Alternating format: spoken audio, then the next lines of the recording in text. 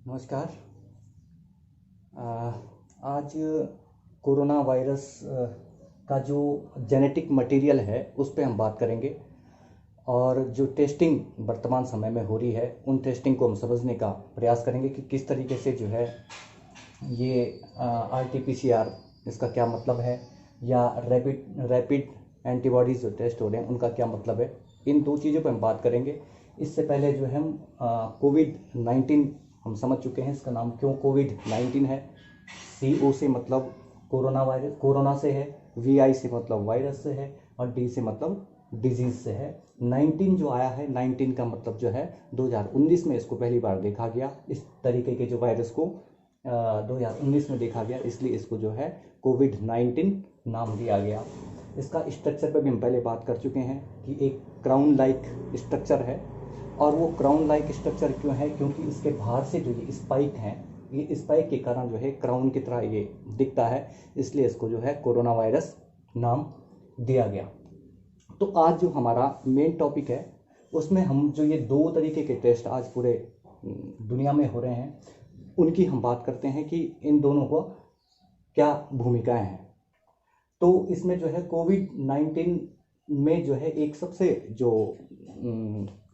जो अच्छा जो टेस्ट माना जा रहा है वो है RT-PCR, जिस पे जो आप 100% भरोसा कर सकते हैं, वो है RT-PCR।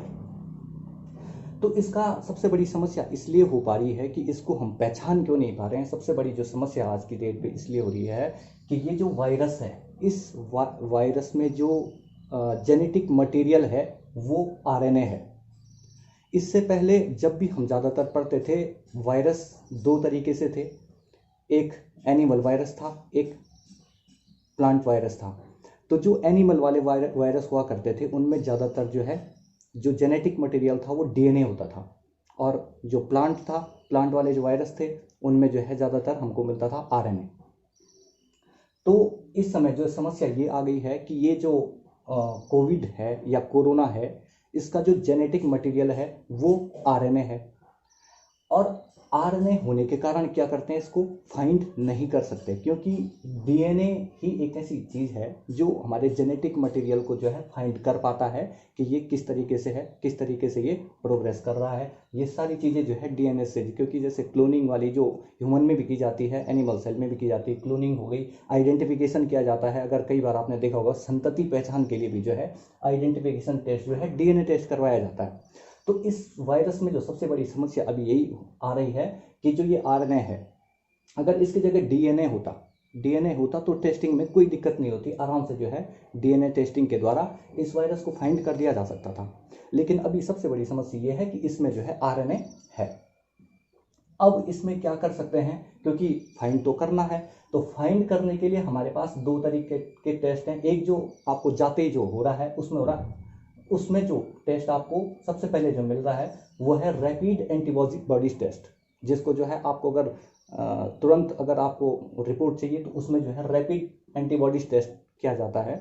रैपिड एंटीबॉडीज का मतलब क्या होता है, इसमें होता है क्या है कि जैसे ही आपके अंदर कोई वायरस एंटर करता है तो आपके शरीर में जो डिफेंस सिस्टम है, जो इम्यून सिस्टम है, वो तुरंत उसके खिलाफ, उन एंटीजेंस के खिलाफ जो है आपकी बॉडी में एंटीबॉडीज तैयार कर देता है।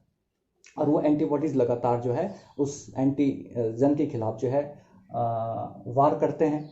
तो इसका एक टेस्ट तो आप यही कर सकते हैं कि ब्लड सैंपल लिया, ब्लड सैंपल से आप जो है इसका रैपिड टेस्ट लगवाइए। अगर आप में एंटीबॉडीज मिलती हैं, इस तरीके की किट होती है, उस किट में जो है ये सैंपल डाल दिया जाता है और सैंपल डाल के जो है इसमें देखा जाता है, अगर ये आगे रेड या एक केमिकल के द्वारा जो है आगे आपको सिग्नल दे देगा कि आप में इस तरीके के एंटीबॉडीज मिल रहे हैं, इसका मतलब आप में कोरोना वायरस है।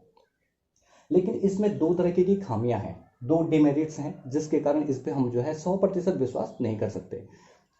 रैपिड जो टेस्ट है उसके दो डिमेरिट्स मैं आपको बता रहा हूँ। एक तो क्या है कि अगर पहली बात यह है कि आप में हो सकता है कि आज ही से जो है वायरस एंटर हुआ है, तो आज ही अगर वायरस आपके अंदर एंटर हुआ है तो इतनी जल्दी ये क्या करेगा, आपको एंटीबॉडीज नहीं देगा, क्योंकि एंटीबॉडीज जो है ज़्यादातर आपको 4 या 5 दिन के बाद मिलेंगी।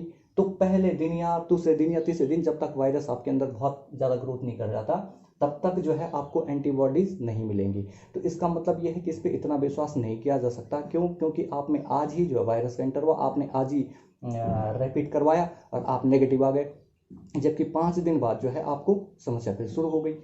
तो एक तो ये इसकी खामी है कि ये शुरुआती दिनों में आपको जरूरी नहीं है कि सही रिपोर्ट देगा। दूसरी खामी इसकी क्या है कि हो सकता है कि आपका एंटीबॉडी टेस्ट पॉजिटिव आ गया, जबकि आप में जो है ये वायरस आ गया था 1 महीने पहले। 1 महीने पहले जो है उसने आपको इन्फेक्टेड भी कर दिया और आप ठीक भी हो गए, और उसके बाद आप में जो है एंटीबॉडीज मिल गई और आप में जो है कोरोना फाइंड हो गया।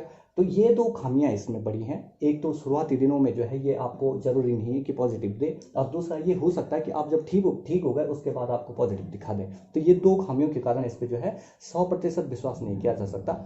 लेकिन फिर भी जो है, क्योंकि संसाधनों को देखते हुए जो है इस पर विश्वास करना पड़ेगा। अब इसका जो फाइनल जो सबसे अच्छा जो आजकल टेस्ट माना जा रहा है वो है RT-PCR, जिस पे जो है आप 100% विश्वास कर सकते हैं, RT-PCR। अब मैं इसको समझा देता हूँ ये RT-PCR होता क्या है। RT-PCR का जो फुल फॉर्म है, RT का मतलब होता है रिवर्स ट्रांसक्रिप्शन। RT का मतलब है रिवर्स ट्रांसक्रिप्शन और PCR का मतलब होता है पेरीमेरिक चेन रिएक्शन। तो ये पेरीमेरिक चेन रिएक्शन जो है रिवर्स ट्रांसक्रिप्शन। अब इस रिवर्स ट्रांसक्रिप्शन को हम पहले समझ जाते हैं कि होता क्या है।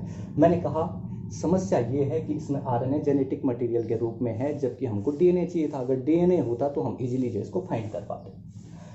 होता क्या है, जनरल प्रोसेस एक हमारा है जिसमें DNA से RNA जो बनने का प्रोसेस है, हमारी बॉडी में एक नॉर्मल प्रोसेस है जिसमें DNA से RNA का सिंथेसिस होता है। उस प्रोसेस को बोलते हैं ट्रांसक्रिप्शन। DNA से RNA बनने का जो प्रोसेस है उसको बोलते हैं ट्रांसक्रिप्शन। थोड़ा सा अंतर होता है, इसमें थाइमिन होता है और इसमें यूरेसिल होता है। तो एक जो एलिमेंट है उसको चेंज करने के बाद जो है ये RNA में परिवर्तित हो जाता है। तो इस प्रोसेस को बोलते हैं ट्रांसक्रिप्शन।